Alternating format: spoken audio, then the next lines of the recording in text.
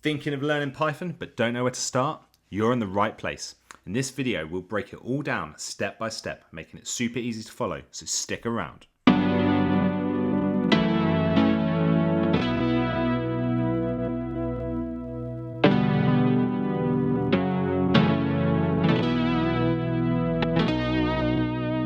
Hello and welcome, I'm Mr. Crook and this is Programming Mr. Crook, the channel where I make Python simple for beginners, helping you go from complete novice to confident coder. Today we're going to be diving into the fundamentals of programming with Python.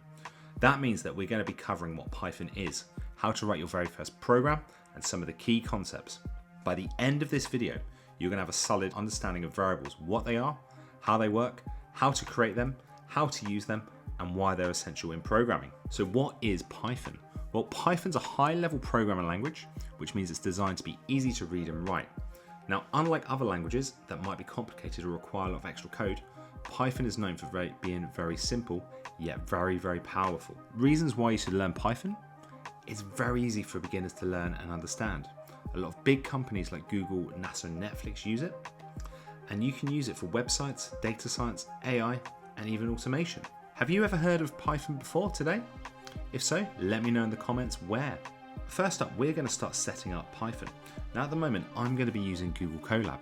And if you've got a Google account, you can simply just search for Google Colab and that will take you to this site. You might just need to log in. You might have to just create a new notebook. And this is what I'm using at the moment, is a notebook. Now, if you don't want to sign up and you just want to have a play around with this online, if you just search for online Python IDE, you can type in this code. There's even some code here. I'm just going to click OK for that. And you could just start typing your code into here. But I'm going to be using Google Colab, so that's where we're going to get going. And the first thing I'm going to do is have this thing coming up that says start coding or generate with AI. Now I want to turn off this auto AI generator. Purpose of coding is we actually want to learn the fundamentals. We don't want to have a machine writing it. So I'm just going to go into my settings and I'm going to go to AI Assistant.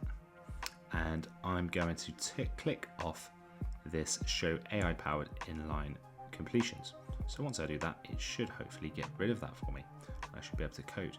Now, just to get onto this, you just need to click onto that little cog that you've got to open your settings. Now, the first thing we're going to do is we're going to create one of the simplest programs you can write. And it's just going to print out the words hello world to the screen. So what I'm going to do is I'm just going to click into this cell here and I'm going to type print. I'm going to do open bracket or open parentheses. I'm going to use my speech mark and I'm going to type in the string or the word that I want to output when I run this program. I'm just going to say hello world. Now you'll notice that within Google Colab there's a couple of things built in. Like when I opened a bracket, it automatically closed it for me. When I opened a speech mark, it automatically closed that as well. I'm just going to press run here and we should see the result of this program running. So well done. You've created your very, very first Hello World program. Now, this is a little bit dull. We maybe want to make this program our own. So I'm going to create something called a variable. I'm going to explain what a variable is afterwards. So I'm just going to create a variable called name. And I'm going to give it the name Mr. Crook. Now what this does, it assigns the word here that I've got between my speech marks to the variable called name. You can kind of think about a variable being like a box where you can store information.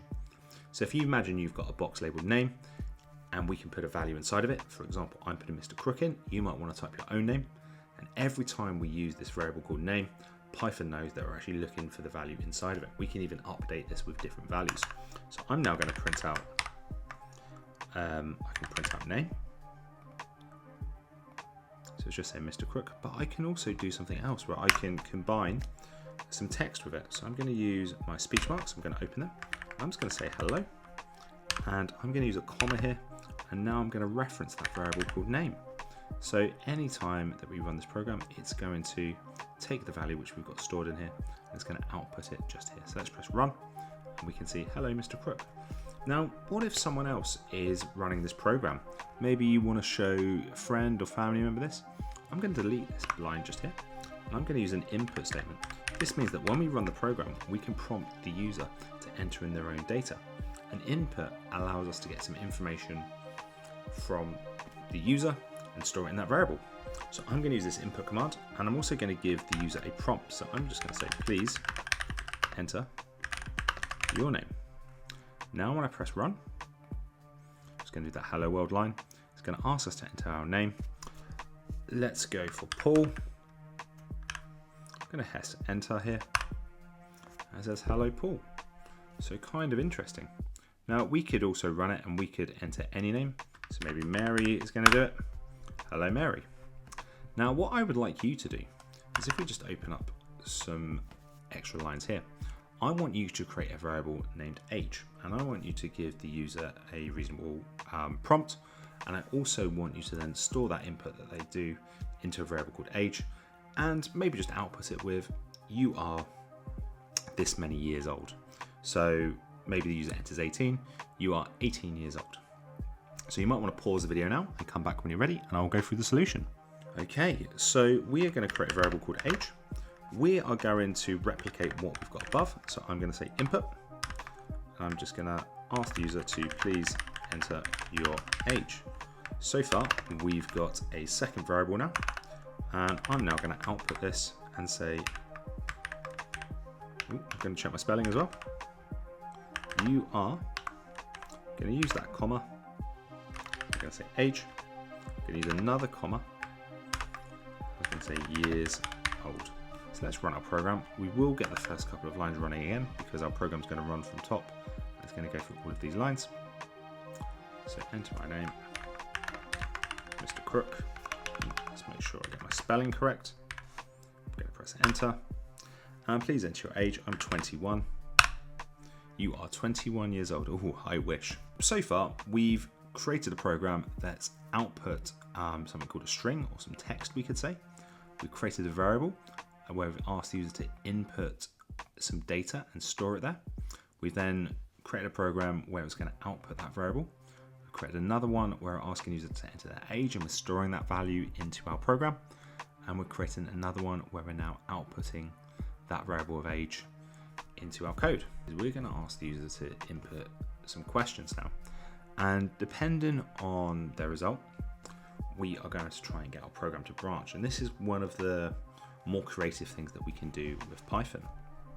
So what I'm going to do is I'm going to ask the user a question. So my answer is going to be what they respond to this question. So I'm going to say input, and we could ask them anything like, do you like sports? Do you like burgers? But I'm just going to keep it nice and simple, and I'm going to say, do you like Python? Now hopefully they're going to answer either yes or no. We could even prompt them to say enter yes or no. And what I'm going to do is something called an if statement or a selection statement, and this is where our program can branch depending on the variable which we get here. So I'm going to say that if they answer, we're going to use a double equal sign. Single equal sign means assignment, double equal sign means we're testing the values in there. I'm going to say, well, if they answer yes, I'm going to finish this off with a colon. When I hit enter, it's going to indent it ever so slightly. This means that if this condition is true, we're going to print out a message to them. So I'm going to say, that is great. Hopefully they're liking using Python so far. Now, the other option is that they might enter no, or maybe they enter something else. I'm just going to use something called an else statement. And this just means that if they don't answer yes, the program's going to branch this way. And I'm going to print out, I am sorry to hear that. So let's try it. Again, I'm just going to enter some random values in here. I'm going to say yes here. That is great. Let's run it one more time and let's enter no. Boo-hoo.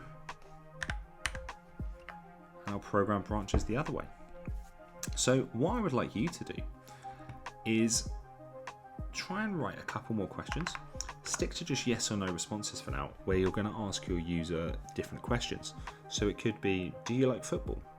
Have you seen Terminator? Do you like RoboCop? Different questions like that that can only have a yes or no response. And then I want you to make your program branch depending on the input that they give and they store in that variable. So thank you so much for watching for today. Let's have a think about what we've learned. We've looked at what Python is. We've written our first Hello World program. We've looked at variables, what they are and how they work. And we've even written our own yes or no program, which I'm hoping you guys are going to extend. If you found today's video useful, I'm just going to point you to the direction of my TES page. I've got a load of programming guides on here, a load of programming questions for you to practice. This is perfect for a teacher or a student that wants to brush up on their Python skills. There's also some free samples on there, or you've got the option of buying the full version as well. I'll put a link in the description. Now, our next steps is going to be your turn. So try creating some of your own variables, experiment with expanding that yes or no program, and share your code in the comments below. Now, if you found this helpful, don't forget to like this video, subscribe to my channel, and turn on notifications so you never miss a lesson. Thanks for watching, and I'll see you in the next video. Happy coding, guys.